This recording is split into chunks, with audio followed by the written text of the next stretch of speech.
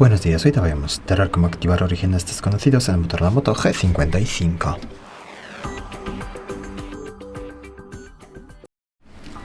Para empezar hay que abrir la aplicación Ajustes y luego de Ajustes seleccionamos la pestaña que se llama Aplicaciones. Debería estar más abajo, Aplicaciones. Luego de aquí seleccionamos la última opción Acceso especial de aplicaciones y aquí buscamos la opción Instalar aplicaciones desconocidas. Y aquí aparecen todas las aplicaciones a las que podemos dar permiso. Entonces, si quieres descargar e instalar aplicaciones, por ejemplo, del navegador Chrome, hay que pulsar aquí, activar esta opción aquí a la derecha, autorizar descargas de esta fuente. Y ya es todo, ya se pueden descargar e instalar aplicaciones del navegador Chrome. Muchas gracias por ver el vídeo, te invito a comentar abajo, suscribirte al canal. Hasta luego.